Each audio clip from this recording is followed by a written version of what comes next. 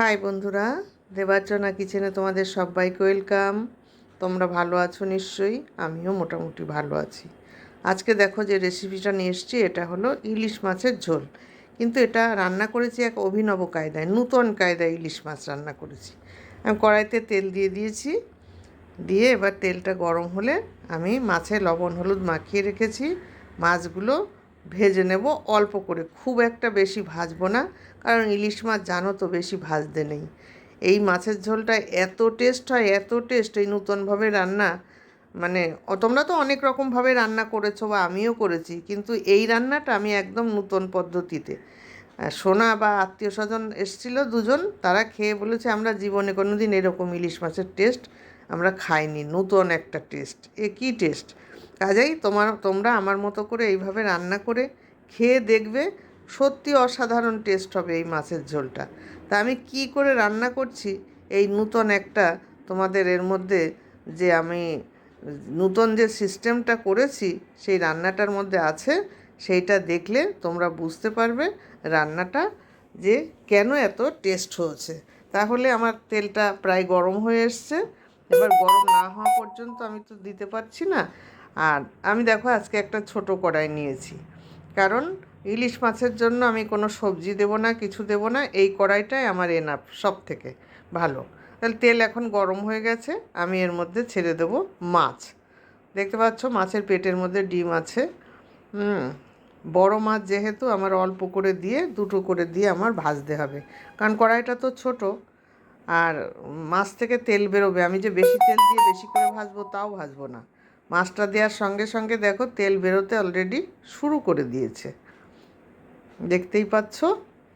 বন্ধুরা, আমি যেভাবে রান্না করছি খুব খেয়াল করে তোমরা এইভাবে রান্না করে খেয়ে আমাকে কমেন্টস করে জানিও। আর আমার রান্নাটা যদি তোমাদের ভালো লাগে, এ দেখো উল্টে দিয়েছি, তাহলে তোমরা লাইক শেয়ার কমেন্টস করো আর সাবস্ক্রাইব করো, বেশি বেশি করে শেয়ার করো।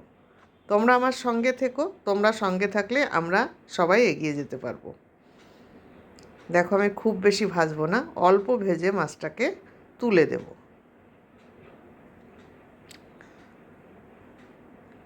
মাছে যখন সবজি দেওয়া হবে তখন একটু ভাজতে হয়, আর যখন এই সমস্ত সিস্টেমে রান্না হবে তখন মাছটাকে বেশি ভাজতে হয় না। শুধুমাত্র কাঁচা যে একটা ভাব সেটাকে ছাড়িয়ে নেব। কেন না, পেটের মধ্যে ডিম আছে, নইলে ডিমটা কাঁচা গন্ধ বেরোবে।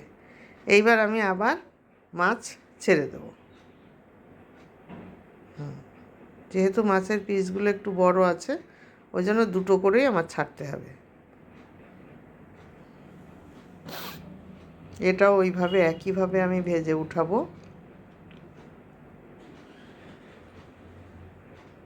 মানে এই মাছের ঝোল যে না খেয়েছো সে বুঝতে পারবে না এর কি টেস্ট।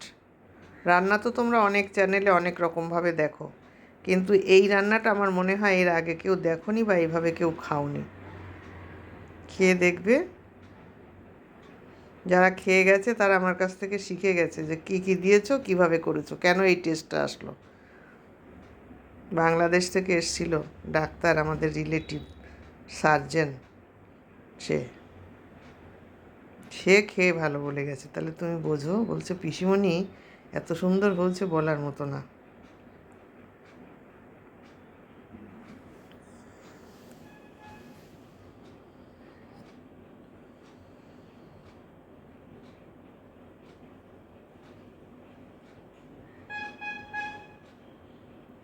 ডিমটার জন্যে একটুখানি ভাজছি, না হলে ডিম কাঁচা থেকে যাবে। এবার ভাজবো, আর বেশি ভাজবো না, তুলে দেব।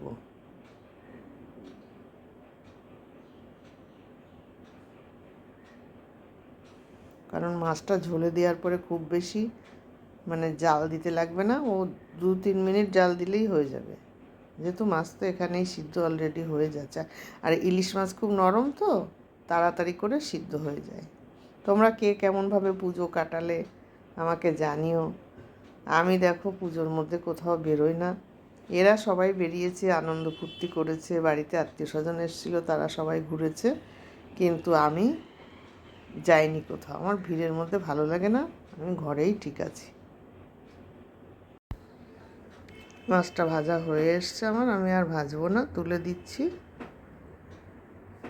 দেখো বেশ সুন্দর ভাজা হয়ে এসছে, উঠিয়ে দিলাম।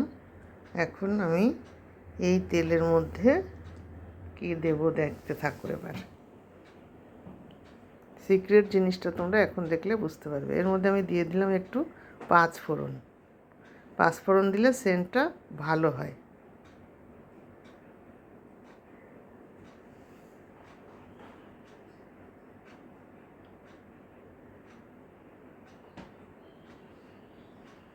ফোড়নটা একটু পোড়ার জন্য অপেক্ষা করতে হবে, একটু লাল লাল হবে। এইবার আমি দিয়ে দিলাম এর মধ্যে যে জিনিসটা, এটা হলো রসুন বাটা। বুঝতে পেরেছ? এই রসুন বাটাটাই এর সিক্রেট জিনিস। এই রসুনটা, পেঁয়াজ কিন্তু দেবে না ভুলেও। রসুন বাটাটা দিয়ে তোমরা একটু নাড়াচাড়া করবে, যেন রসুনের কাঁচা গন্ধটা বেশি একটা থাকে না। হ্যাঁ, মানে আবার খুব বেশিও ভাজবে না, জিনিসটা কিন্তু খুব সাবধানে করবে। এবার আমি দিয়ে দিচ্ছি একটু জিরে আর ধনে বাটা দিয়ে দিলাম। দিয়ে এখন এই জিরে ধনে বাটাটা দিয়ে আমি একটুখানি সামান্য নাড়িয়ে দেব।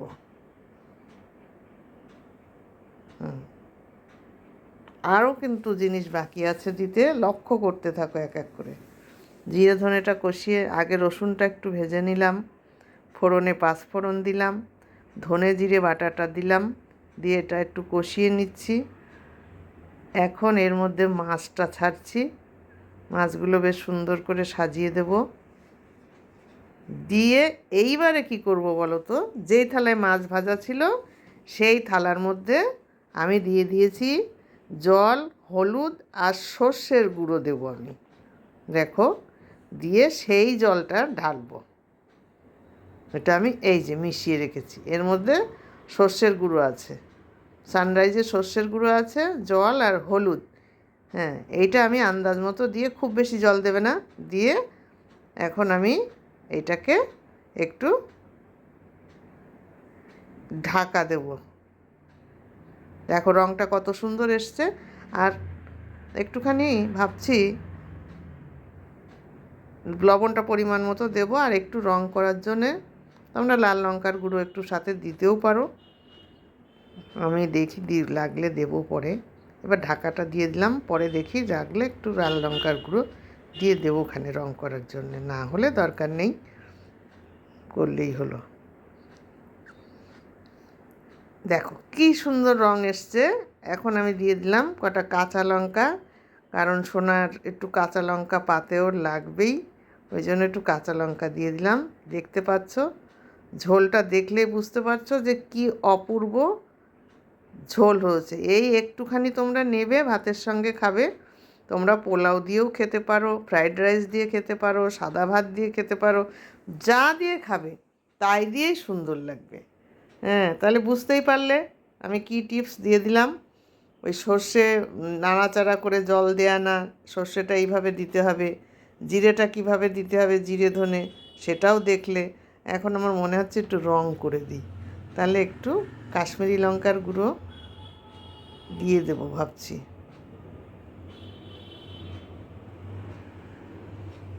এটা একটু গরম মশলার গুঁড়ো সামান্য একটু দিলাম, একটুখানি।